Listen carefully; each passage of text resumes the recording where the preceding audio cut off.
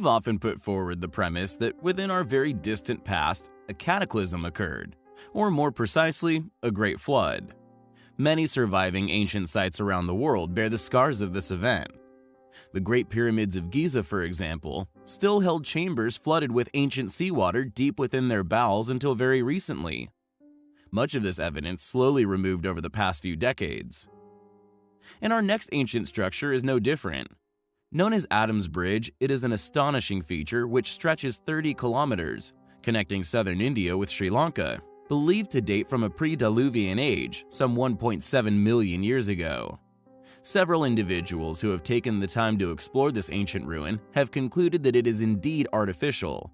However, with a dating of over 1.5 million years, it is clearly a site that academia will continue to reject as actually being man-made, regardless of the mounting data in favor of such a reality. It seems that regardless of the overwhelming evidence that the mountain of unexplained accomplishments by our quote, primitive ancestors, modern scholars of many subjects continue in existence in complete denial of these truths. Dr. Bhadra Narayanan, former director of the Geological Survey within India, performed an in-depth analysis of the suspected bridge's makeup. His research concluded that the Adam's Bridge was indeed an artificial man-made structure, one which stretches far back into the unknown history of our planet. Below the surface, they found organized layers of sandstone blocks, coral boulders, and other cement-like substances. Several divers investigated the length of the bridge and concluded that its entire layout was indeed of an organized and thus artificial nature. The survey also revealed extremely ancient evidence of intense quarrying was also left within the surrounding area, these materials matching those placed carefully within the causeway itself. Interestingly, ancient Hindu legend from the area agrees that this enormous feature is indeed a now submerged, gigantic earthwork, stating that it was built for the god Rama in order to help him cross the land to the large island, to rescue his beloved from a demon. Is Adam's Bridge really a huge pre-Diluvian sunken artifact? A 30-kilometer man-made bridge which once connected the two countries? It's an amazing proposition, and the more we learn about the amazing history which was lost here on our planet, the more it seems like a real possibility. Thanks for watching, guys, and until next time, take care. There are many intriguing ancient ruins still to be explored, still in existence dotting our planet, many of which are yet to be fully explained.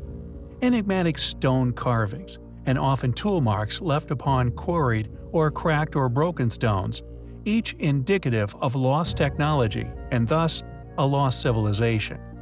We have in the past covered a number of these ancient anomalies, the Plain of Jars located in Laos being but one of these extraordinary sites. Enormous stone jars that would simply be illogical to create in the modern era, yet would have been even more illogical for our well-studied yet far less capable ancient ancestors to have created them. Why these mysterious sculptures were created, and possibly most important of all, when they were made, is an enigma still left within our past. And the Khachari ruins are of no exception, a set of stone ruins located in Dimapur, Nagaland, northeast India. According to academia, their history dates back to the 10th century, when they apparently appeared during what is now known as the Khachari civilization. According to this hypothesis, they were created by the Khachari kingdom, which ruled the area before the Annam invasion during the 13th century AD. They are a series of mushroom dome pillars, which, just like that of the ancient jars of Laos, their original purpose remains a complete mystery, and although of considerable size and weight, are still considered to have once been a part of a game similar to that of chess, yet any explanation of how these enormous statues were moved remains conveniently unexplained. As expected, due to their inexplicable nature, the site has been largely overlooked by funded academia. It seems that the fact that these remnants are clearly indicative of a civilization of tremendous capabilities, including the refined finish of the sculptures, has meant that academics simply avoid discussing or exploring the site in its entirety. Not only is the site neglected by academic study, but the vast majority of these ancient artifacts have unfortunately crumbled during their long life, which has led many alternative researchers to volley against the Indian government, demanding that more be done to protect the site and to subsequently avoid the ancient site from suffering even more erosion or of unfortunate vandalism. Who created the Khachari ruins? When were they created? What was its original purpose? It seems, regardless of these questions being of great historical importance, what is apparently more precious to funded individuals and the institutions in which their conformity to existing, yet highly disputed chronologies of man subsequently prop up their selected fields of apparent study, and are more than willing to aid in the continuation of fallacies, if that means the continued survival of their field of choice. It would appear that these ancient stoneworks, each of an enormous size, are all ancient uparts, whose sheer existence is enough of a deterrent for academia to even mention the existence of, let alone publish any explanatory studies of the ruins absent any published journals. Away from academic ignorance, however, the local population inevitably has their own supposed surviving story regarding the creation and origins of the stones, which now forms a nice amalgam of Indian mythology. As per this mythology, Bahim and Hidimba got married at the site in antiquity, later giving birth to Ghatokat at the site. And according to this local folklore, it's said that Bahim and his child used to play chess here with these pieces, and although clearly of mythology, it is better to attribute the ruins and to attempt an explanation in regards to a creator of tremendous capabilities, we feel. Better this than what we currently experience. Complete ignorance of this precious yet highly delicate, still surviving ancient ruins. It is a place which we find highly compelling. The Earth, the blue marble, the third rock from the sun, and the place we all call home. Our entire existence, the entirety of humanity's experience, apart from a few space missions of course, all occurred here upon our planet. The entirety of humanity, and as so far discovered or publicly disclosed, home to the entire fabric of advanced multicellular life within the entire infinity of our universe, all resting upon this tiny water-covered sphere, spinning its way through what would appear to be an endless space, a vast darkness, an unending void, yet one that is far from empty. For example, just within the observable universe, every nanometer of the sky, drenched in fusion-producing balls of fire, stars, and other bodies, many of which are nearly identical to our Sun. Yet our living planet has a double-edged sword, violent volcanic eruption, whose core is still molten, a geological consequence of a relatively young planet. All of life's complex ecosystems, many of which we depend upon each day, live on a knife edge. The sheer size of space, the vast emptiness, could be seen as a safety cushion, for in such an empty place, our tiny planetary body fills hardly a fraction of even our own galaxy. However, it's filled with moving bodies, comets set hurtling through space by past ancient events, could one day hit our Earth, and have indeed done so in the past. And as mentioned in our previous video, we believe man may have experienced at least one of these events before, yet by luck or preparation, we survived. This assertion due to our in-depth research into the evidence of the many lost civilizations.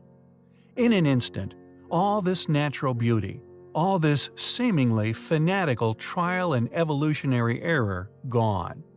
All these marvelous creations, innovations, varieties, and even entire genuses gone in an instant, wiped from all but fossilized memory. Resetting our flourishing planet to a near ball of dust and ash, something we claim the academically denied ancient civilizations were also aware of. Here on our channel, we posit that the event the dinosaurs experienced, a catastrophic natural event, one which nearly wiped them all from the face of the earth, leaving only a handful of small-scale creatures, that man have experienced such events, and that the survivors of such not only went on to flourish, but went to great effort to not only prove they were once here, but were incredibly capable. Thus, as such, we believe ancients from all over the world who are in communication with each other. Please peruse our work on metal clamps, polygonal masonry, on the Bosda Caves, and our many other videos, tool signatures, and so on, for support of this claim of a once world-going superpower. They deliberately chose incredibly hard stone, often sourced from many miles away, incredibly hard to work. These granite, basalt, sandstone, and other stone megaliths, additionally often of gigantic size, would survive the test of time, resisting a tremendous amount before fading into the chasm of history. We claim this to have been done to say we were here. Long Yu Caves and Yangshan Quarry, China, Petra, Jordan, Aswan Quarry, Egypt, Bosda Cave, and many other sites display the same curious stone cut as our anomaly in question in tonight's video. Located within India, a country drenched in antiquity, much mysterious, baffling, and just as awe-inspiring as any other sites found anywhere else on Earth. One such feature, the Butter Well. It's located within a group of monuments at Mahabalipuram. Not only does it appear as a giant drill hole into solid rock, but the tool marks, far too symmetrical to have been created with primitive tools, as suggested, is but yet another anomaly which we claim displays several proofs of a hidden history and indeed technological creation. We find the Butter Well highly compelling.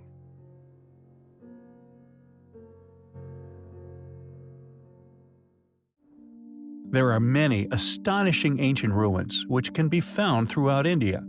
Ancient temples or caverns, often carved into giant boulders or directly out of the bedrock of Earth itself.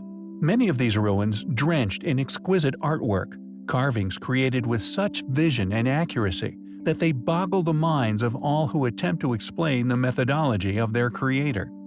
We have covered a number of sites within India in the past, many of them so precise in their finish that they could have seemingly only been created using precision stone-cutting technology. And our next site of interest is of no exception. Located in the northern part of the state of Karnataka in South India, the village of Hampi has some extremely captivating ruins. Dotted with large boulders, the site is also home to some extremely puzzling relics, one of which is the ancient chariot, clearly a depiction of a once astonishing creation. The cart itself was not only clearly massive, but was pulled with elephants rather than horses. Clearly indicative of a highly capable group, this incredible chariot is one amongst an array of marvelously preserved architectural artifacts, most of which display a level of refinement created with such precision that modern man could only replicate such feats using machines, something modern academia claims has only ever been utilized by our own modern civilization. Thus, an explanation as to how the site, or indeed its smorgasbord of ancient precision-made stoneworks were made, eludes us to this day. And we hypothesize that the reason for this is due to mainstream historians' reluctance to consider what these ruins clearly indicate, that they were once the work of a civilization that was not only highly advanced, but utilized stone-cutting technologies, methods of transportation, lifting and placement that rival even that of today's architectural capabilities. How can one peer upon such sites as that of Hampi, or indeed others, Pumapunku, Giza, Petra, etc., sites created with such accuracy that to suggest they were created with soft metal tools or with the use of primitive measuring equipment is simply absurd. Furthermore, none of these ruins would be possible simply with the use of the human eye. The only logical explanation is that just like that of modern-day stonework, the stones were indeed machined, cut to such a high quality using precision tools, only then were they placed where they lay today. Hampi was predictably re-inhabited by ancestors based within permitted timelines, once being the capital of a previous Indian empire. What's intriguing about the site, however, is the mysterious, seemingly untouched boulders which dot its grounds. The question is, although they now appear to be geological, Were they in fact once relics themselves, left by an even earlier civilization? If not, then why were these stones left where they are found today? Why were they built around rather than utilized, carved, or shifted? They were clearly once of significance, and due to the fact ancient sanctuaries and fortresses are often re-inhabited, the possibility that they were indeed once carvings would logically make sense. The questions would be, just how old is this civilization? Who built the ancient site of Hampi? How did they build it?